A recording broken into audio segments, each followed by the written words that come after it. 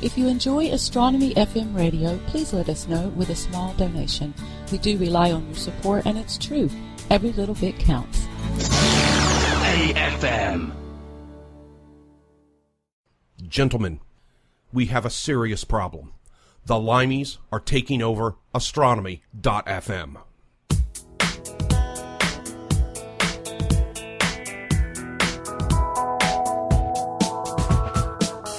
Welcome to Under British Skies. News, views and interviews from the UK world of astronomy with Richie Jarvis, Nick Howes, Ian Melville, Paul Harper, Nick Evetts, Sam Hawkins and Jenny Winder. The show is engineered by Michael Forster and produced by the team. Previous episodes of Under British Skies are available to download from iTunes. You can contact the team on Twitter at Under British Sky or email us at ubs@astronomy.fm. And good evening and welcome to Under British Skies, a topical news programme of news, views and interviews. This month we're talking about the outburst on Comet ISON and also about the recent Mars missions, specifically the Indian mission. So a little bit about myself. My name is Paul Harper. I'm an observational astronomer based here in south of England near Croydon and based at RAF Kenley. Richie. Hi, Paul. My name's Richie Jarvis. I'm based in the south of the UK, and I'm an amateur astronomer and astrophotographer. Nick, Evetts. Good evening. My name's Nick Evetts. I'm an imager. I'm a visual observer of the comets and the moon. I'm also a radio amateur, and I'm based in Bedford, England, and it's cloudy. Nick. Hi, I'm Nick Howes. I'm based in Wiltshire in the UK, and I'm an amateur astronomer, and I also work with various space agencies and magazines and various things as a writer. And tonight we have a very special guest from Boulder, Colorado, I think it is, Padma. Hi, actually I'm in California. Oh, California, sorry. And could you say your full name, please, Padma? Yes, it's Padma Yanamandra Fisher. And we'll be speaking to you a bit later on about Comet ISON and perhaps one or two other things as well. All right. So we've got some news tonight, and we're going to start the news. And the first piece of news, UK leads the National Space Programme. So what's going on, Richie, about this? Do you know anything about it? Yes, hi, Paul. I'm just trying to pull the article up.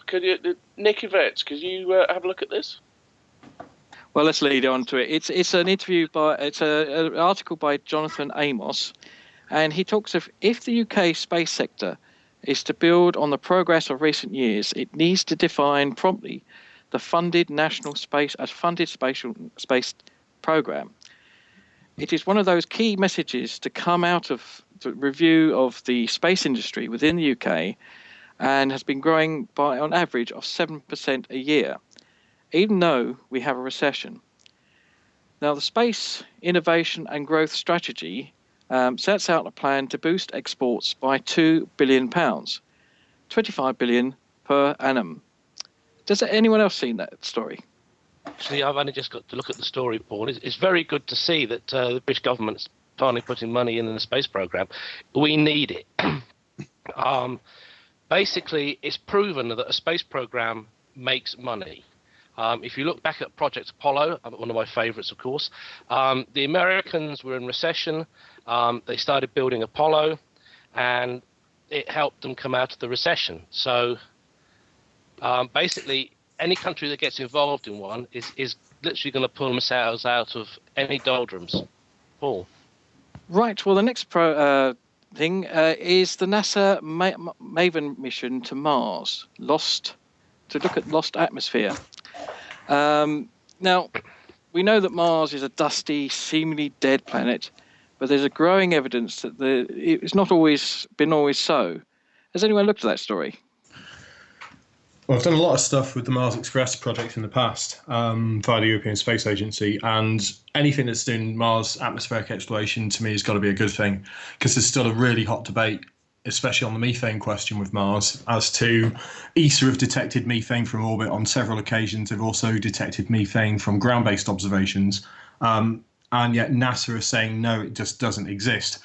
The MSL landers, obviously, they've had probes in the atmospherics at ground level looking for any evidence of methane at all, even down to the really low parts per billion level, and they've got nothing. So anything that can prove or disprove that has got to be a good thing. Anything that can look at the degradation in the Martian atmosphere and whether or not it's still degrading over time has got to be a good thing as well. So, and Mars missions are cool. There's a load of people over there, I know, for the Rogue tweet up and the main tweet up that are happening with the launch over the next few days. So looks like a good one, that. Yes, I think Professor Andrew Coates from the Mullard Space Science Laboratory, University of London, he says it's a central time machine, tying down this escape rate to very important terms of seeing the history of Mars going back in time to probably when the atmosphere could be habitable. Right, let's move on to our next story. And we're going solar today. And there's been a major sunspot on the sun recently. Sunspot 1899, if I remember rightly. Perhaps someone correct me there. But the story says the sun will flip upside down within weeks, say NASA. Has anyone read that story? I did see about this on a couple of articles recently, Paul. It was, as it says in the article, absolutely nothing to worry about. There's an article in the Independent that we're putting in the show notes, but basically each 11 years, the magnetic field on the sun flips around as it goes into the next part of the sunspot cycle. Nick, please, or guys, correct me if I've got this wrong, but basically we're coming right up to that period where we're going to see it flip. But I'm not sure, but does anybody sure whether this is the first time it's been watched with this many cameras on it? I guess that's this time we're going to actually be able to see it happen pretty much. No, SDO and a lot of the orbiters have been up for quite some time. It's interesting, this one, because the solar maximum, in inverted commas, that we've just gone through has been one of the weakest in quite a long time. So you look at 1897, which has been quite a spectacular sunspot group over the last couple of weeks, and really, really sprawled across. I mean, it's like 100,000 plus, or more than that, 150,000 kilometres across the whole group. It's going to be an interesting one to watch, an interesting one in particular, because we've got a really funky comet going to be going round it very soon as well. So it'd be an interesting one. So there's going to be an awful lot of spacecraft looking very intensely at the solar atmosphere anyway, basically tracking ISON in. So it all kind of ties in quite nicely. Yes, I understand that this impact of the flip of the sun could be felt widespread throughout the solar system. So that should be quite interesting in that story as we look further. And I thought we'd end up on just one last story, and it's again from the BBC website. And Saturn snapped as Earth smiled. And if you go to this particular site, www.bbc.co.uk, and look at Science Environment, you'll see a lovely picture of Mars and its outburst. It's lovely, guys, isn't it? It was a phenomenal project. I mean, the whole thing that Caroline Porco set up with, and JPL obviously had their own program as well, where they had the Day the Earth Smiled that Caroline was running, and the Wave at Saturn project. I mean, it was great. It was great for outreach. It was great to get people looking up at the sky more than anything. I mean, there were lots of people criticising the whole thing and saying, what's the point in waving at Saturn? But the fact that it got several hundred people across the UK just out into a field, looking up at space, looking up at Saturn. People got their first look at Saturn through a telescope, and as anyone here will probably testify, or anyone who's ever seen Saturn through a telescope would testify, it's one of the three things you could probably say with a telescope is an amazing thing to see with the naked eye. So it's a great project, the whole thing. So they actually took the picture a short while ago, but if you remember, it was in July. The picture was taken, but what they've done is they've published the final. They published the final picture from the data that they took, and it was a mosaic they had to acquire of a picture of Saturn going from one extent to the one side to the other, and the detail you can see in the rings. In the have you guys downloaded the high res version? Oh yeah, it's absolutely, when you zoom in on that puppy, it's absolutely amazing. What obviously you can't see any detail in the planet Earth, but I mean, I don't know. I stood outside and waved at Saturn. It didn't matter whether it was cloudy or not. That wasn't what it was about. I can't believe that anybody would be detracting from this achievement. Yeah, but they do. It's a real shame. I mean, it was up and down the country. I know there were guys at Kielder were out, and there were people up in Cumbria. Stuart Atkinson's group up in Cumbria, the Kendal Castle. We were out in Avery. There were people all over the country, and it was just fantastic. It really was just fabulous. Really, really nicely put together event. Thank you, Richie. And we have one interview tonight, and this is following on from Comet ISON, and it's regarding the outburst. And we've got two. Don't forget, we've got our interview with Padma to come after this. We also absolutely Padma will have on straight after the interview, and this is an interview with Tony Angel, who we spoke to last month, and he was talking from his observatory at Andalucía in the Granada Mountains, 4,000 feet up in southern Spain.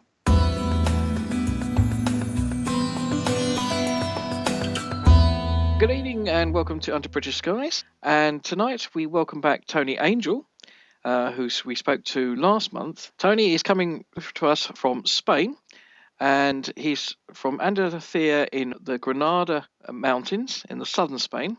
Welcome, Tony. Hi, Paul. Hi. So it's been quite an eventful few days for you, but before we actually go on to that, we'd like to we didn't quite cover last month, and you talked about the SON observatories. What does SON stand for? Okay, in at the deep end. I've got to go back a little bit in history. It all started a number of years ago when I received an email out of the blue from a stranger who's now a very good friend, first saying that he'd heard I had a good Spanish site for astronomy and whether I fancied having another observatory here. He then explained he'd created an organisation called Searchlight Observatory Network with the idea being to have a network of observatories around the world so that events or objects could be monitored 24 hours a day. Some of these observatories would be operated by people like me, and others would be operated by universities. They would also handle requests for observations, but the main purpose was to be involved in exoplanet work, and that we would be working as a team with a number of observatories. Well, what can you say to an idea like that? Certainly something I wouldn't refuse either. And I didn't. A while passed before anything happened here, because obviously things take time to get organised. But 2 years ago, everything was put in motion for here. So off I went to the UK, hired a big van, went to Norfolk, dismantled and collected an observatory, which was made up of a clamshell, a Paramount ME, a C14, a 4-inch Pentax refractor, cameras, computers, softwares, everything. My wife Ros and I then drove it back to our farm. You mentioned that we're in Spain. We're on top of the Sierra Contriviesa, a mountain range that lies between the Sierra Nevada and the Mediterranean. And like you said, it's in Granada. And between myself and my son-in-law Ray, though to be honest, Ray did all the heavy work, we put the observatory back up and got it running. And I've been using it for exoplanet transit observations and submitting the analysis to the Czech Astronomical Society, which probably operates the largest of the amateur databases for exoplanets in the world. That certainly sounds quite very interesting. We also submit work to each other and within our group. There are 2 other private Searchlight Observatory Network locations. They're remotely operated by 2 very good Finnish amateurs. I say amateurs, but they are both extremely accomplished. There is one in New Mexico, and Petri Kusama observes from there, and the other is in Chile. It is operated by Arto Oksanen, uses that for observing. Obviously, being far apart does not help, but we all keep in touch with each other and also meet up. last December we spent a weekend in Amsterdam and covered a lot of ground. And then in July, the wider group came together for a science retreat in Alsace in France. 3 amateurs and a dozen professionals from universities in Germany, France, Finland, Japan, USA and Switzerland. There we not only discussed the observations, we also worked at designing new software, new observatories, and also the Colossus telescope project, which is a little bit too large to discuss in this time, but it's basically a 74-metre telescope. Finally, I'm putting together another observatory here for the organisation. Telescope's here, and it's a 24-inch f4 Altaz, and that should be up and running soon. A lot of work you've got involved with there. It certainly is. Keeps me happy in retirement. Absolutely. Now, of course, you were going to say something else because you had a bit of spare time, didn't you? Yeah. There's been a bit of a lull in the exoplanet project. We're testing out new exoplanet transit forecasting software so that we can concentrate and coordinate our observations. Well, while this testing's taking place, it's given me some spare time to do other work for Searchlight. I've always had an interest in comets, and it seemed sensible with such an abundance of them to wet my feet with them, so to speak. After quite a few weeks of doing my own thing and asking advice from various people, I joined a number of the Facebook groups specialising in comets, and I've come mainly to work with the Comet Search group led by Neil Norman and the CIOSC ISON group led by Padma Fisher. Right or wrong, I've got my own technique, and up to now it's working. I jumped straight in, so after finding a comet, I tend to do a 3-minute exposure, 3x3 binning, and that gives me a chance to quickly assess how to continue the observation. Doing an overexposure is going to hopefully come up with a lot of detail. The fine detail's blurred out, but you get the overall picture very, very quickly. And in fact, it's paid off twice in the past week. Yes, I heard about your activities. Perhaps you could explain those. Yeah, well, by taking the heavy binder image approach, like I said, things stick out. And this happened on Wednesday morning. I messaged Padma to say that there was something unusual with ISON. That was the run that I was doing at the time. I get a message back almost straight away. What is it? Send me an image, give me some information. So a bit cheeky, I messaged back. I said, "Don't be impatient. I'm still doing my observing run."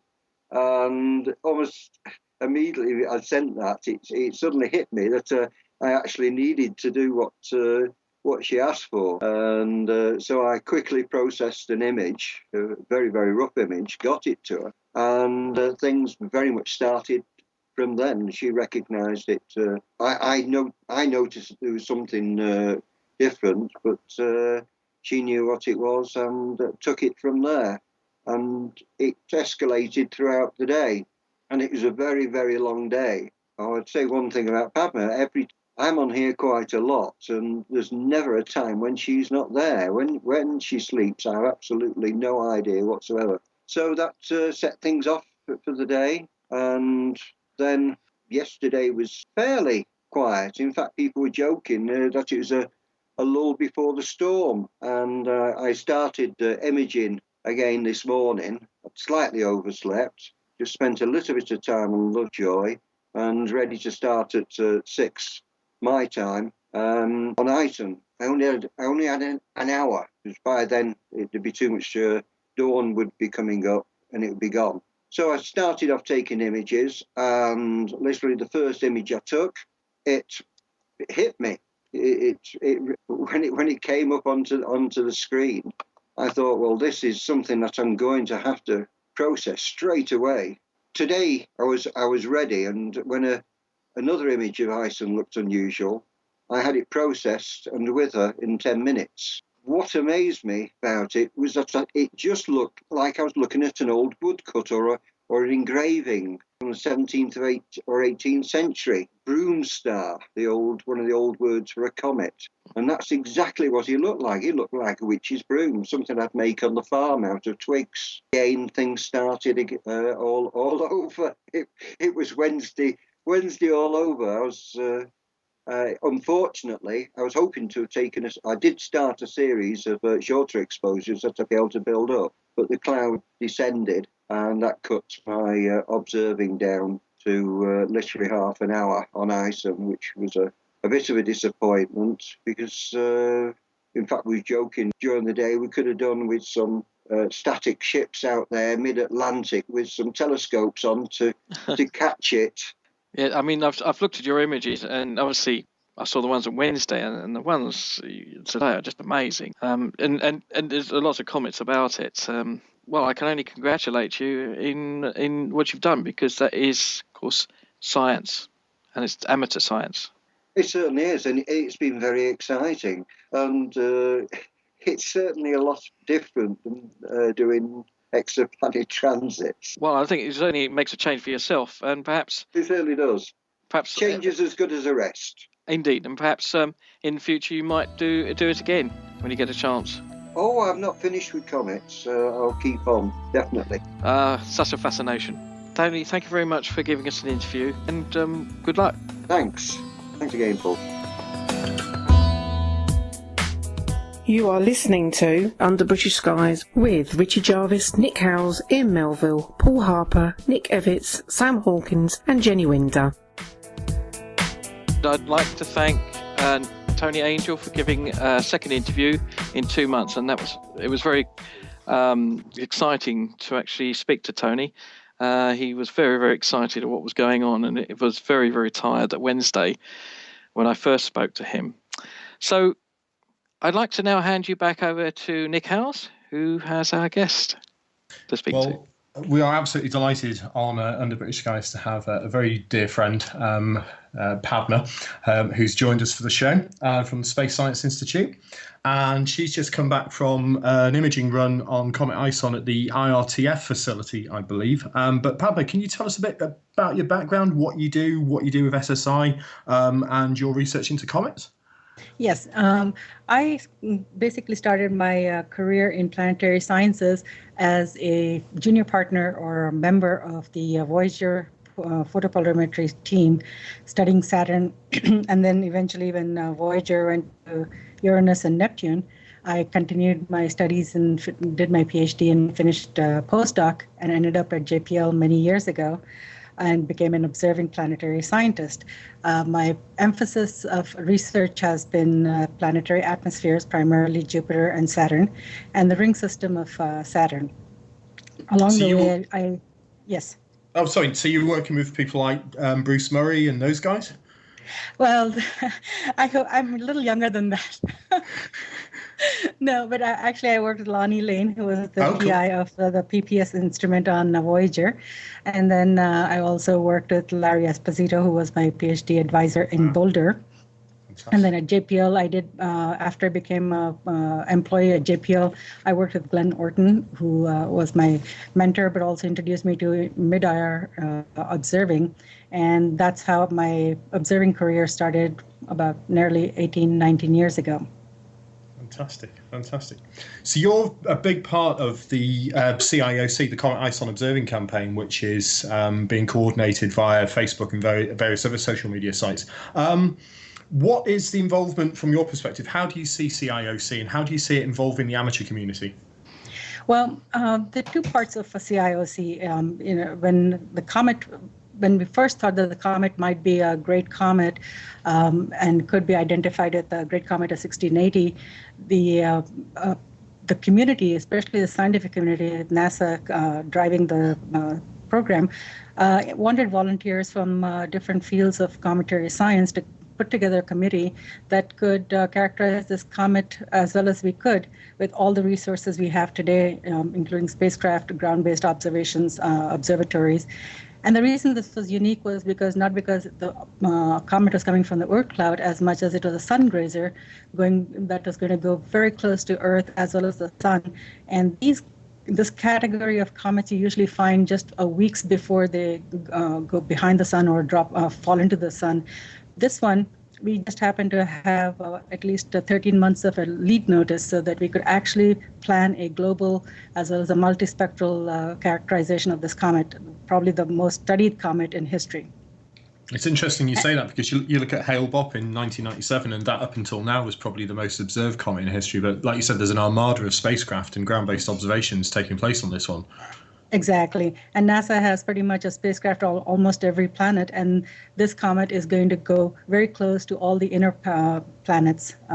So right now it's almost, it's going to have its passage by Mercury in the next day or so, and then the Sun, and then as it comes back, hopefully from its passage around the Sun, it's going to go by Venus and then Earth as it heads out.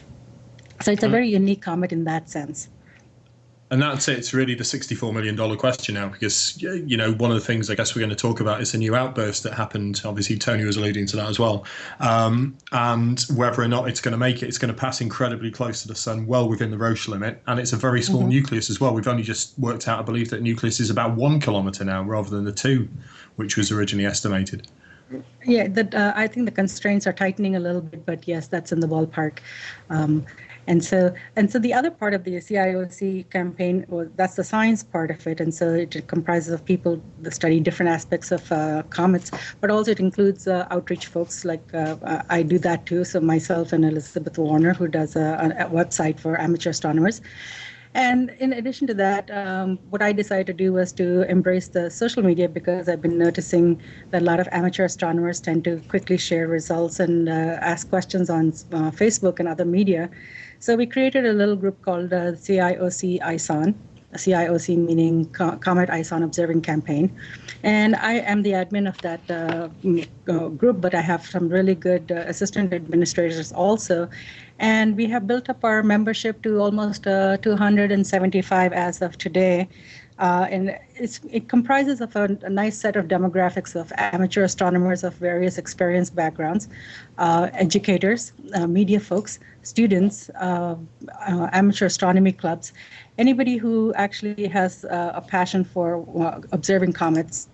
And so what we have done is, over the course of the 10 months that this has been in existence, anybody can join provided they have some experience, because it's really not a group that is teaching as much as getting data and trying to do some science, a little different from the normal social groups. And so that's the unique feature of the amateur group. It's interesting because it's a really nice follow-on from, as you said, Elizabeth Warner did an awful lot of work in a similar vein on the AOP program with the Deep Impact mission and the 103P missions as well. And it seems like NASA and the professional community have really embraced this as a great way to collate data and to get as much data as possible. And that could be from people with very small telescopes, people even sketching the comet. There's so much information coming in. And Nick is a little modest here. He's also a collaborator with us as well as other science institutes. And so we have robotic networks also as part of this campaign. Yeah, but anyway, moving on.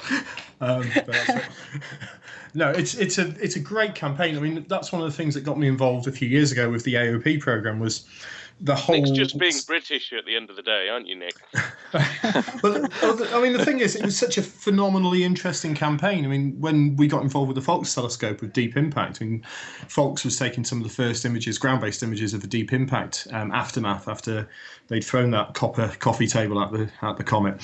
And the 103P program, again, was a phenomenal success in terms of the public outreach and involvement, and that from a comet that really wasn't that visible from the Earth. So ISON, if it does make it round perihelion, and we've got a chance to show the wider members of the general public, because even at the moment it's at magnitude 6-ish, so it's really not within the bounds of most people's observing skills, but to be able to show it to everybody. And it's not high enough, Nick. I mean, don't forget, unless you would put... Yeah, 31 degrees at 4 o'clock in the morning or 5 o'clock in the morning isn't exactly fun for most people. I'll agree with you there. Yeah, I mean, it's not. We need it. What we need it to do is to continue with this outburst. Now, Padma, maybe I can chip in and ask you a question. And I know Paul's got another question as well. Oh, he says it's been answered. Actually, sorry. So what can the amateur community do? I suppose is one thing we ought to be asking. What can me sat here with my telescope do that's going to provide you with some decent information? Well, that's a nice question to ask because it's a multi-dimensional set of things that one can do. Amateur astronomers, if they can take data whenever they can of ISON and give us their best quality data, and if they don't know how to calibrate or whatever, we can help. There are people who can do that. The timeline of data is most important because since we're characterizing this from so many different aspects in terms of resolution, wavelength, and different locations, the different spacecraft as a function of heliocentric distance as it comes in, the amateur data set provides a continuous timeline against which we can either cross-correlate or find features that we hadn't thought about. And so it fills in the timeline there. The second thing is there are different groups that are doing science projects, and they really need the amateur data because the wealth of data they would get is greater than what we would get from each spacecraft. Admitted, we may get higher resolution data, but we have very short windows at each one of the spacecraft.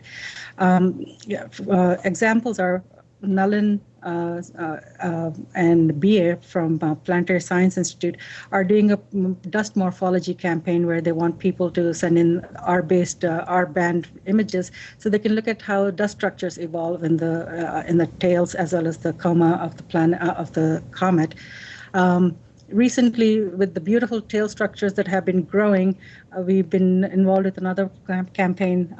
So it's a plug for Jaren Jones' tails campaign, and what they're looking at are tails of comets Lovejoy and ISON, but also any other data set that ground-based astronomers have from over the years. And so it tied in really nice as we started seeing these tails form in the last week. And so he joined. He's also a member of the the CIOC ISON. And so we've had a very lively discussion of disconnection events, which we saw in one of the recent days, as well as from there we went on to the tails. And so he has just today advertised his campaign along with the log sheets so that anybody in the group can actually participate. Another thing that we can do is monitor the AFRO, which is a dimensional quantity to determine dust production and magnitudes as a function of time, because this comet has been extremely unusual. It's pretty much defied every known theory as it has come in. And it's caused there's a lot of controversy. And so what I notice on the threads in the Facebook group is somebody comes up with an image and an idea, and then it's bandied about, and sometimes it becomes a very heated discussion. And sometimes I've done this rarely, but I've had to go and say, okay, this thread ends here. Nick knows that. But along the way, though, I think the group has matured where now they know what we expect when we look at their data. And if we don't, they ask questions. And many of the amateurs are starting to ask questions about their own data, what we see in that. And so it helps us also train a niche of ambassadors as well as a resource to professional scientists, where we have this army or the cadre of amateur astronomers around the world that you can call up almost at a moment's notice, and they are familiar with techniques, image processing, as well as the science. And so I think it's a two-way street here. Go on, sorry. Yeah, what I was going to say is that one of the latest ones, the last aspect is when we go to conferences and we need a lot of data. Again, this data is so rich that I have been presenting it at several conferences in the education and citizen science sessions opposed to scientific sessions. So it's a valuable data set and a great army of participants that I think we've found. It's interesting you're saying about the debates. The heatedness was the fact that obviously with no names being mentioned, there was a lot of processing going on the images, and this is why it's really important to take good quality data, because then if you've got the good quality raw data, it can be looked at by anybody. It can be looked at by the professional community, by other amateurs, etc. And it's the whole scientific process is peer review rather than doing your own processing, thinking that you've found. I mean, we saw all sorts of ridiculous statements coming out saying that the comet had blown up, that it fragmented, that XYZ was happening. And I mean, these debates were going on for like huge lengths across Facebook threads. And then what we didn't want is people's kind of opinions to be tarnished by certain data processing types, and that is something I think that really has matured with the group, that people are now saying, well, this is what we think and here's our data, and everybody can have a look at it, and that to me has proved invaluable, I think. Yes, and also, there are two other aspects that have increased amateur participation, which is, to me, mind-boggling. Is one, we are starting to get visible spectra from amateurs, and that is fascinating because, mostly visual pictures just show you how things are changing, but spectra tell you information about the composition. And, when you're saying, oh, the comet looks green now, and then you look at a spectrum and you have a dominant cyanide lines or diatomic carbon, you start putting the pictures together, and it's really amazing what science comes out and the understanding increases. And the other aspect is trying to get polarization data. Yeah. It's a hard measurement, and it's hard to take. You need very photometric nights, but it's also hard to reduce.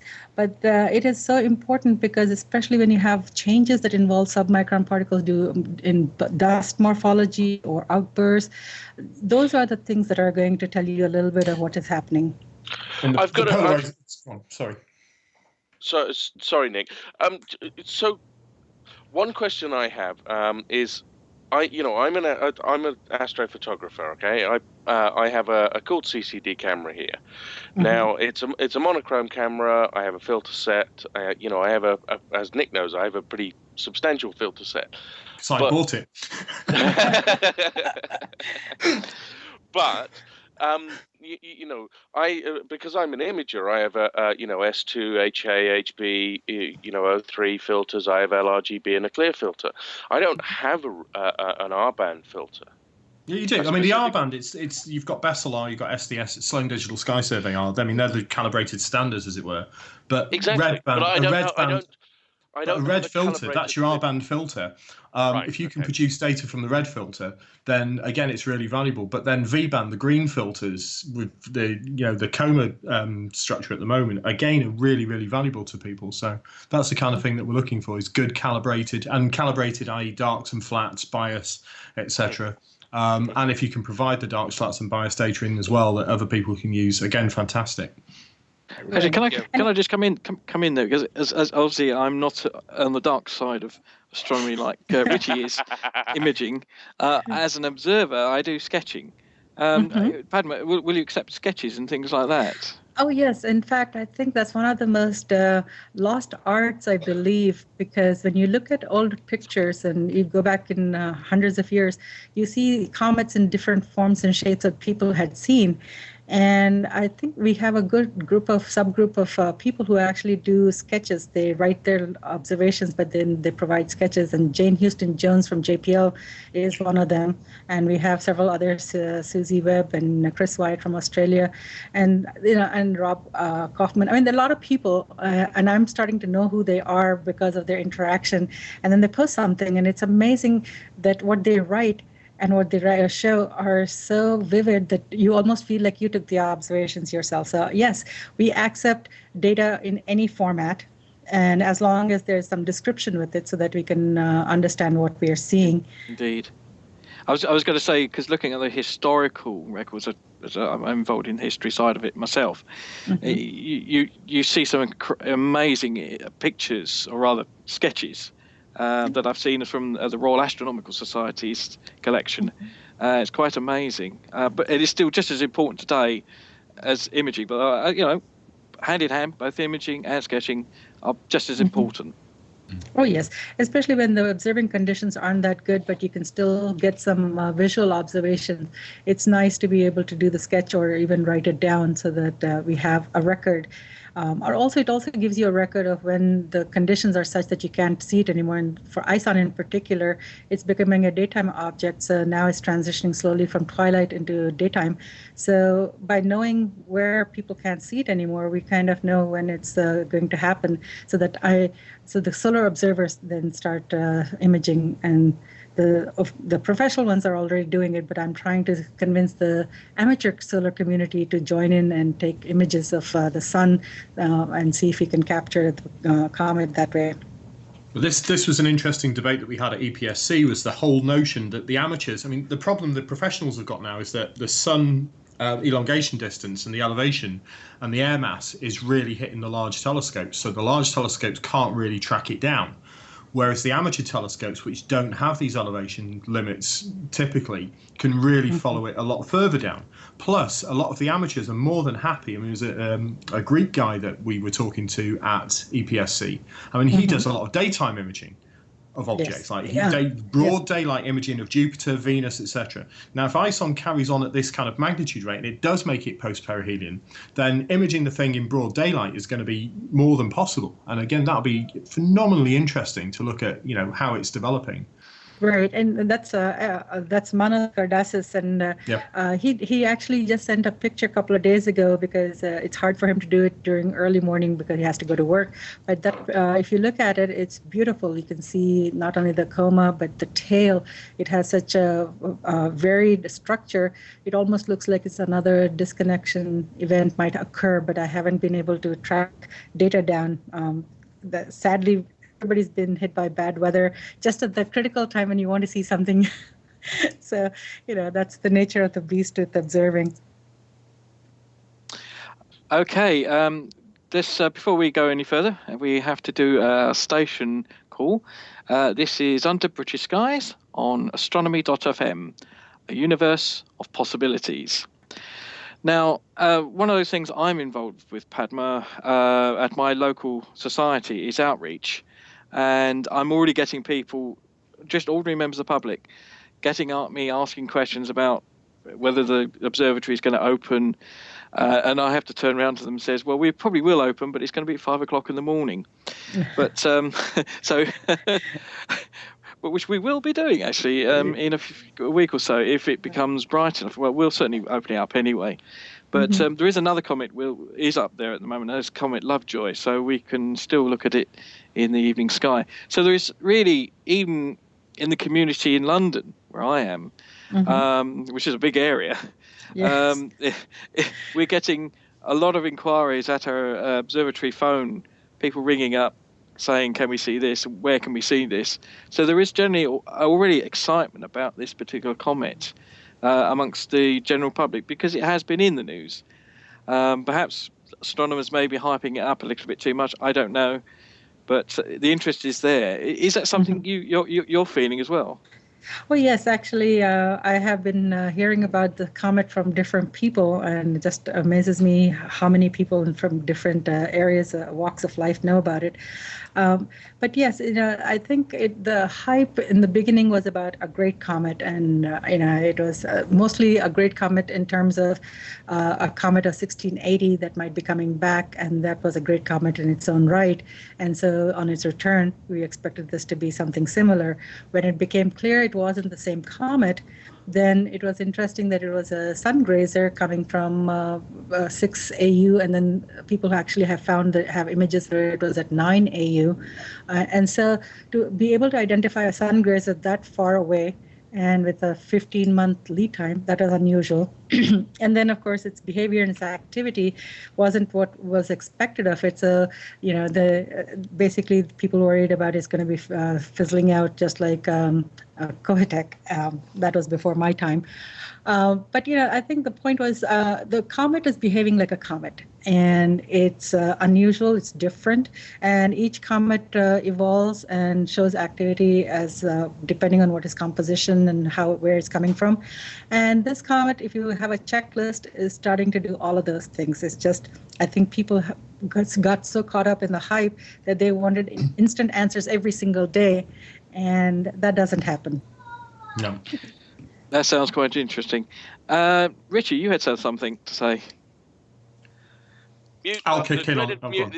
The dreaded mute button. Go ahead, Nick. Please go ahead. No. It's interesting that as Padma's just been saying, the comet is now starting to behave, and the hype.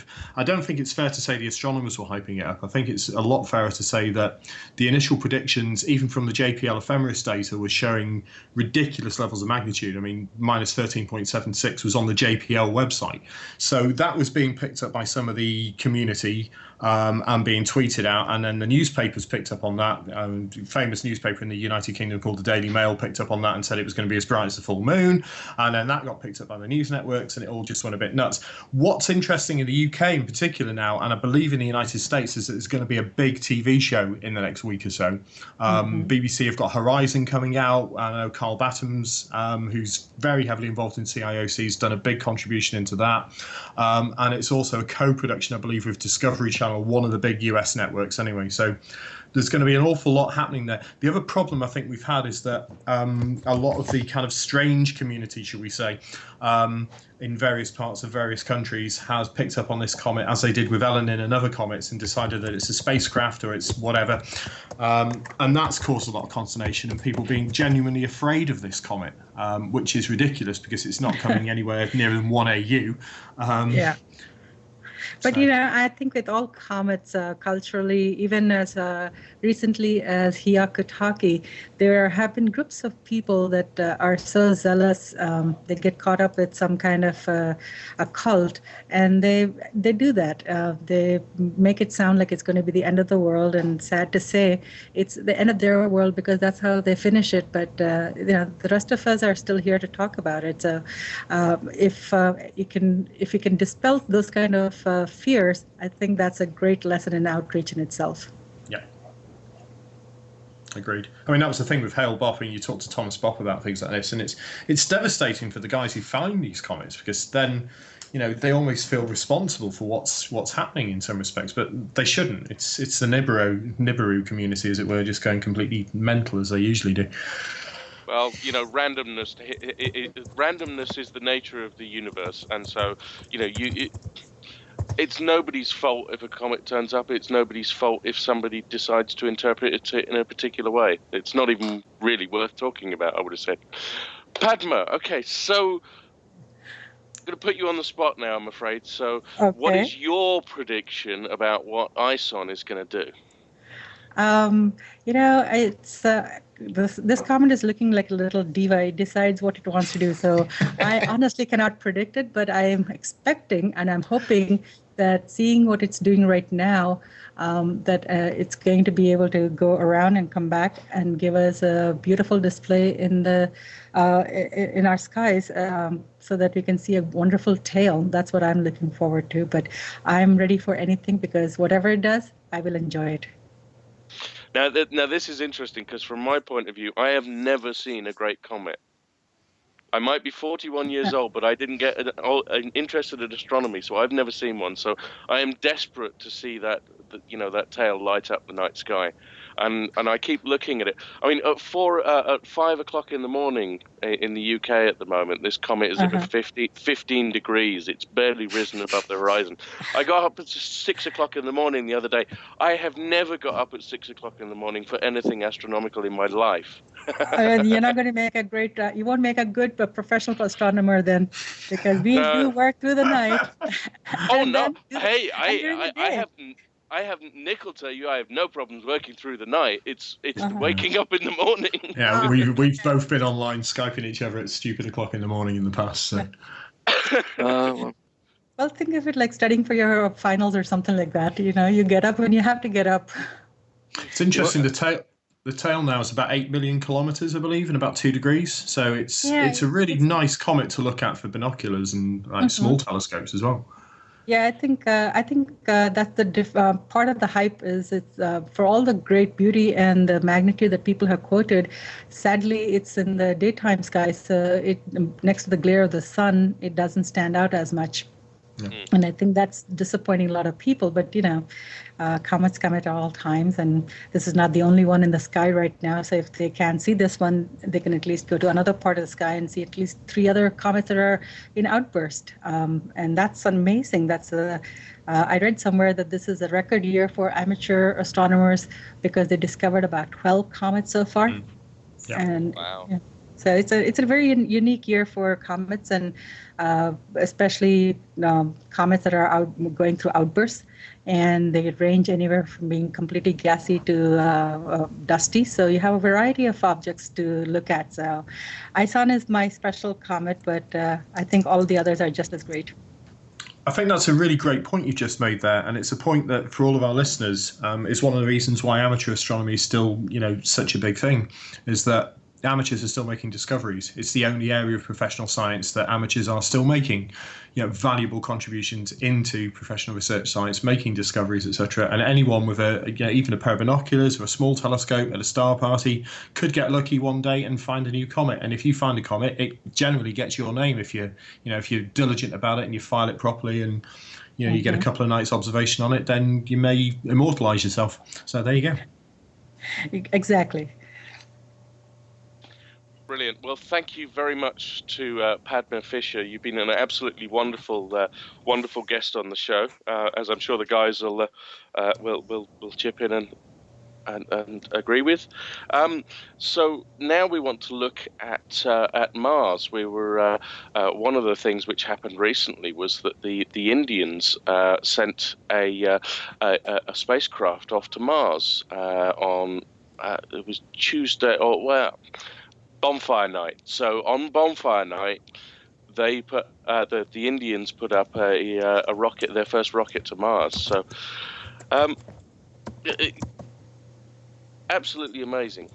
So we've now got how many? We've got the Russians, we've got NASA, we've got we've got the European Space Agency, China, and now India's taking off to our local solar system as well. I think this is absolutely brilliant for worldwide space exploration. Well, I mean, yeah. Go on. I was going to say. This was a bit of a competition with China, because China sent something up last year and that failed. And now India are on their way, although they had a few problems a few days ago. That's been rectified and is on its way. So it was a competition between India or China as to which of the two would get there first. We shall see when they arrive, or if they arrive, because what happens to those Martians. Those Martians can call them. You mean the non-existent Martians, Paul? Yes, non-existent. Don't start any conspiracy theories. So you guys. I mean, the interesting thing is between the Indian Space Agency, obviously, and the Chinese. You look at the Russian track record with Mars, and it's absolutely catastrophic. I mean, their success is they basically got touchdown in the mid-70s or the early 70s for 15 seconds. That's it. So all the best to the Indians and all the best to the Chinese that they can do it, because hopefully then that will spur on an even greater effort to put more and more stuff around Mars. And then hopefully, eventually, and I know this has been discussed at the Maven tweet-up this week with people like John Grunsfeld, and the whole debate over the SLS project that's ongoing with NASA and whether or not that's going to be cut or if it's going to go ahead or anything like that for a manned mission at some point. Because the more we understand the planet, the more we know about the planet, the more we can get there and back and monitor the atmospherics, the radiation, all of those different factors, the more chance there is that we as a race are going to get to that planet, which will be the thing I guess we all really want to see.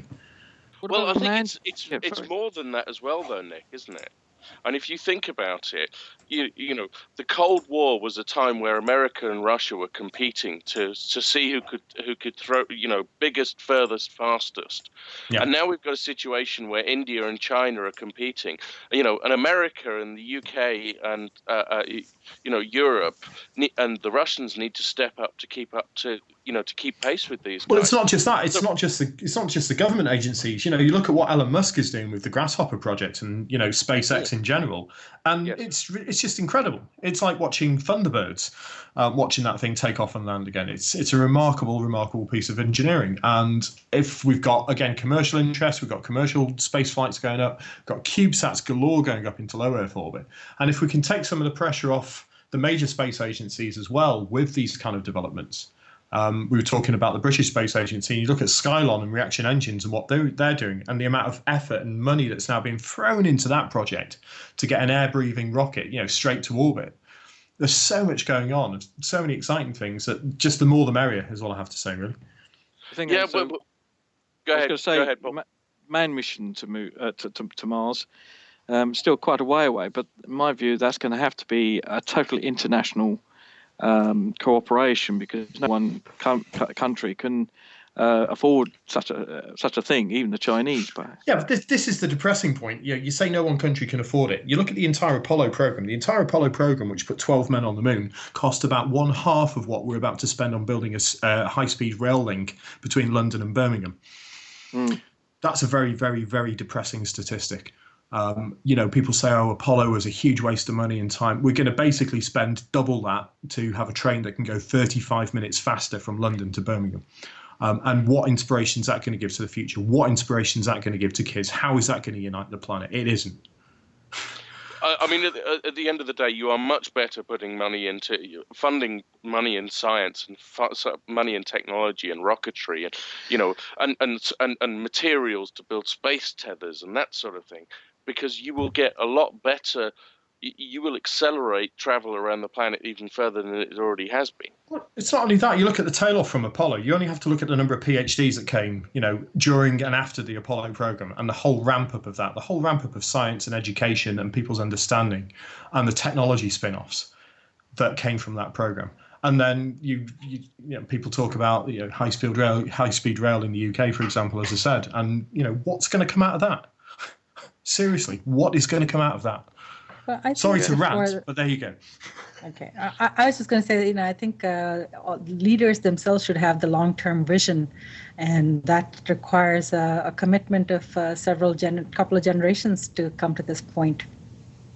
Yes, that's very true. The problem is that no government currently or previously in power, yes, unless they're a dictatorship, has actually stuck around long enough to... A science dictatorship, maybe. Hey, there's an idea. Why don't we create our own governmental system? We can take over. I mean, whilst we're talking about rocketry and space and that sort of thing, Padma, do you have anything to add? I mean, you work at JPL, so hopefully you rub shoulders with this sort of stuff all the time. Actually, I used to. I'm now at Space Science Institute. Oh, sorry.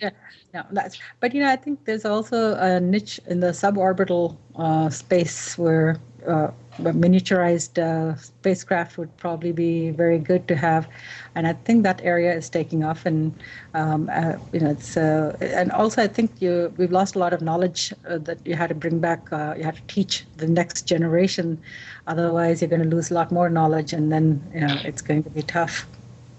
And the STEM programs are great in the U.S., but it's not just the teaching; it's the practical application. How do you bring people in?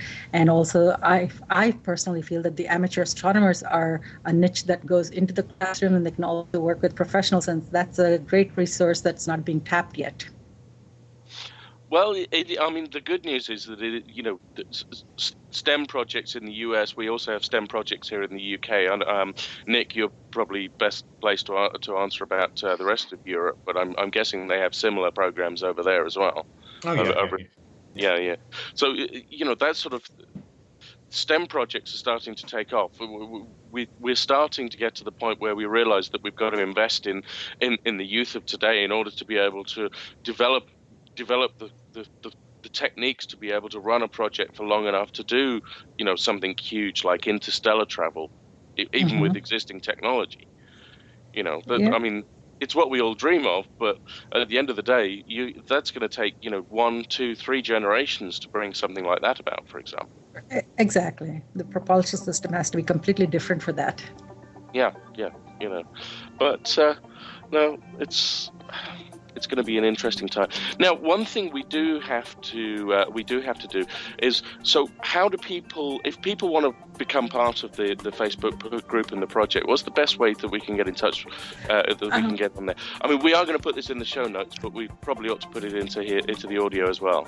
Okay, well, they can just send a request to CIOC_ISON, and we review everybody's requests, and within 24 hours we have most of them are added on. Some are just looking to see where they can just see some nice pictures, so we kind of guide them to other places, but once they're in, they can work with anybody. Okay, so we'll put that in the show notes. We just very quickly have to wrap up. The music's playing. So good night from Richie. Good night from Padma. Nick? Good night from Nick, and thank you very much, Padma, for joining us. It's been an absolute pleasure. Thank you for having me. And it's good night from him. Okay. Good night. And good night, all. And we'll see you all next month on Under British Skies. Bye. Thank you.